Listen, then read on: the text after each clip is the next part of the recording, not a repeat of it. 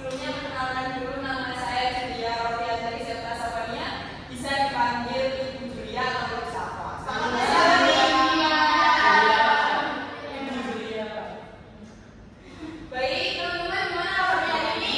Alhamdulillah, luar biasa. Allahu Akbar. Kelihatannya semangat banget nih. Oke, di mata pelajaran pendidikan jasmani kali ini Ibu akan menjelaskan mengenai materi kesehatan. Sebelumnya, ada yang tahu nggak apa sih materi kesehatan di kelas 11 ini? Ada lagi? Oh iya, tapi itu kan pada teman-teman itu materi kesehatan di kelas 10. Nah, kalau di kelas 11 ini materi kita adalah tentang HIV dan AIDS. Tolong sambungkan proyektornya ya. Baru, besok dulu.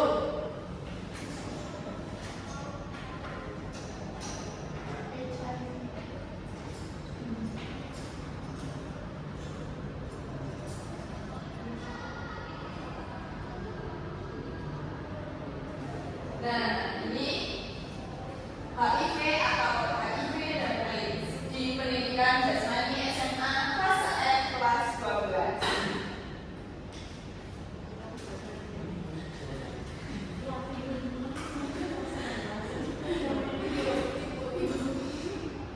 Baik, dengan saya, nama saya Julia Rofiantari Septa Safania dari Prodi Pendidikan Jasmani Kesehatan dan Rekreasi. Saya angkatan 2022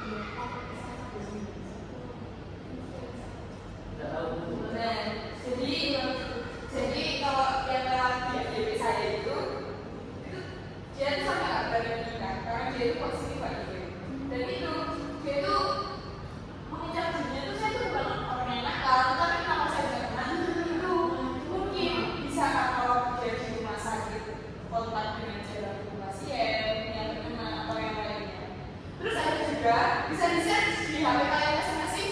Ada juga anak kecil yang sedang merawat ibunya yang sakit, kemudian dia terkena HIV.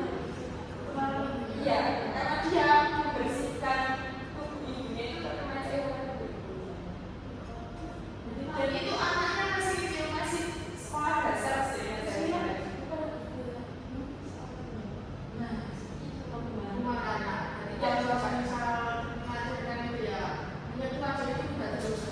itu kontaknya itu bisa, apalagi kalau kalian buka terus terkena cairan itu akan disimpan lagi. Kalau ya tapi harus tetap dihindari ya kontak dengan itu buat lainnya. Next, cara penularan HIV atau AIDS. Virus HIV itu tidak memiliki sifat seperti virus flu yang dapat menular melalui udara. Menurut Profesor Luke Montagnier, hubungan seksual yang berupa homoseksual, heteroseksual maupun oral seksual bisa menyebabkan HIV atau AIDS. Jadi teman-teman di sini semua ya, kalau pacarnya atau yang berhubungan itu mengajak jangan mau, walaupun cuma oral seks. Tahu kan teman-teman di sini? Oral seks nggak tahu. Itu hubungan seksual yang melalui mulut. Itu tetap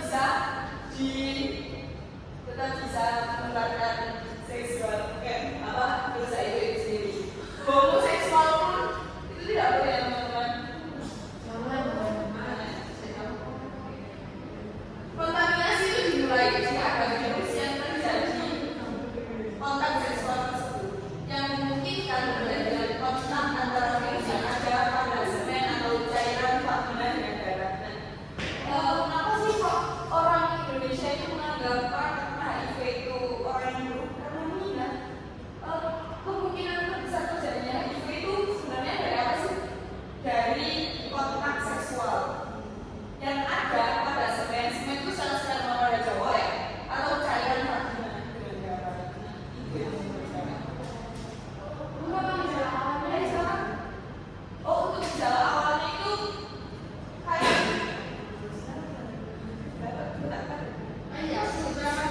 ya silakan. Kan misal kepala di olahraga ya, hasilnya berasa itu jadi satu. Itu bisa menyebabkan juga. Nah, sebenarnya kayak begitu tidak direkomendasikan, tidak dibenarkan dan juga tidak boleh ya sebenarnya. Bukan karena kita jijik atau apa, karena setiap orang itu punya virusnya masing-masing. Walaupun nantinya bukan virus HIV yang dikeluarkan, tetapi kan ada virus lain seperti virus influenza atau virus kondongan atau apa kan? Dan ini juga bisa dikeluarkan. Ada lagi? Ya, silakan.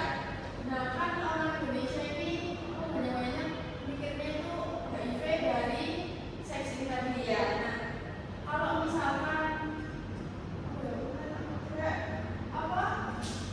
awalnya HIV ini apa dari seks itu sendiri? Awalnya HIV itu dari sependek pengetahuan ibu itu dari orang yang melakukan seks tetapi tidak menjadi pasangan. Oh, awalnya gitu. Ya, kemudian dari orang itu bisa menularkan ke orang lain itu yang paling dengan seks itu lagi. Jadi kenapa sih pernah dengar nggak ada orang yang mohon maaf ya seperti pelacur itu meninggal karena TBC, meninggal karena HIV dan lain-lain itu ya karena seks dengan orang dan pasangan yang tidak ganti. Bentar ya.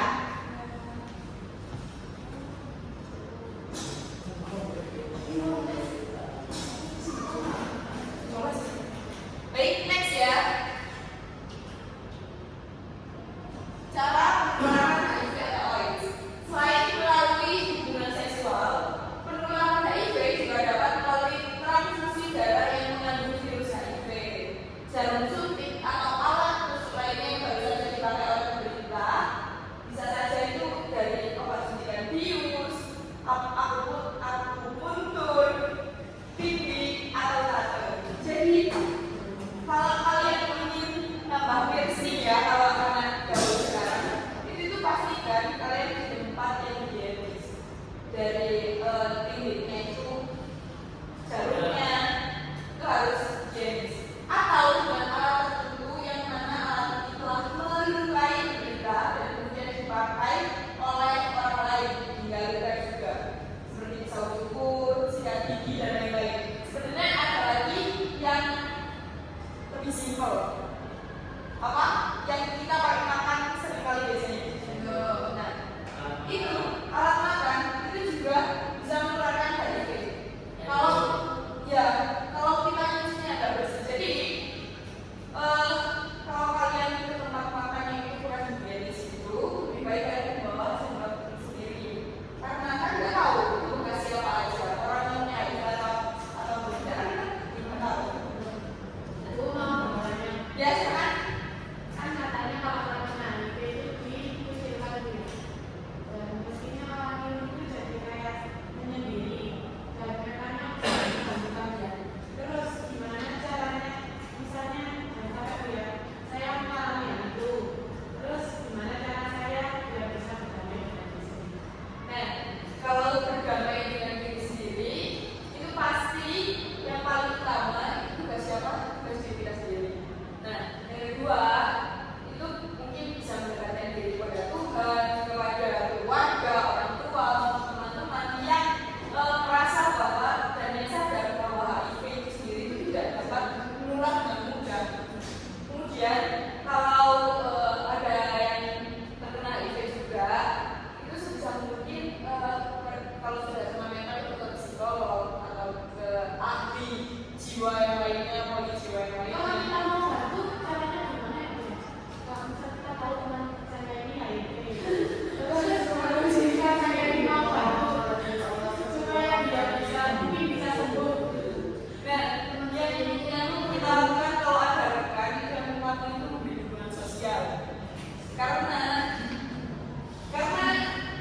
kita punya peran apa lagi selain memberikan dukungan sosial itu sendiri. Kalau masalah semangatnya, percaya dirinya, itu kan sudah haknya dia, sudah di luar dari kita dan tanggung jawab kita.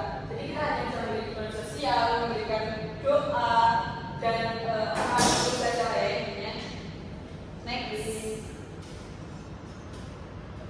cara pencegahan HIV atau AIDS. Nah, teman-teman tadi ingat kan kalau HIV atau AIDS itu penyebab utamanya apa? Seks bebas. Nah, yang pertama jadi kita harus menghindari yang namanya seks bebas. Yang kedua, jangan menggunakan jarum bergantian.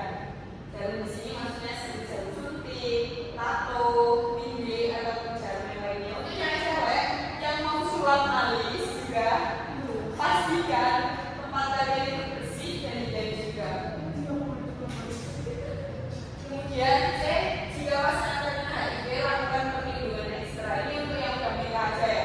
Mungkin kalau punya pasangan yang kena HIV itu bisa menggunakan alat kontrasepsinya itu seperti kondom gitu ya. Jadi yang biar cairan tubuhnya itu tidak langsung terkena. Kemudian hindari penggunaan obat terlarang. Obat terlarang di sini seperti narkoba, naksa dan sebagainya. Dan jangan menjadi donor apabila positif. Karena kalau kita positif dan kemudian mendonorkan darah kita kepada orang lain itu akan terjadi HIV juga. Seperti itu ya.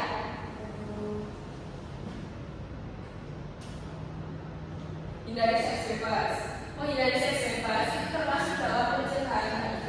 Karena kita bisa meminimalisir terjadinya pertukaran cairan tubuh. Mengingat HIV dapat ditularkan melalui cairan tubuh. Jangan gunakan jarum bergantian. Menggunakan jarum bergantian beresiko terkena HIV. Hal ini terjadi karena adanya kontak darah ke darah. Nah,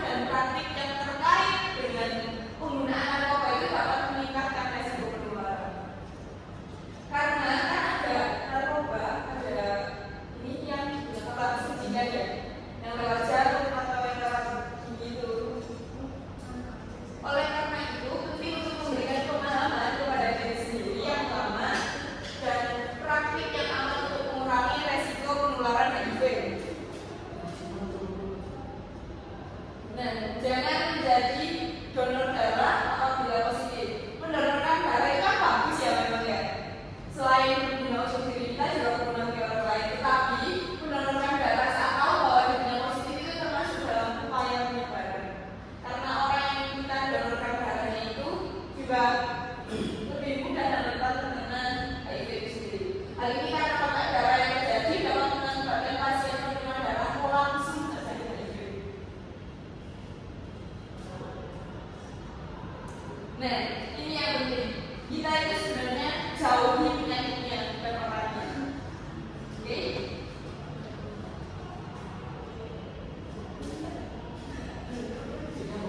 Nah, seperti biasa. Mungkin ada yang ingin tanyakan sebelum ini diakhiri? Udah? Iya. Baik, terima kasih teman-teman semua. Kita harus menjaga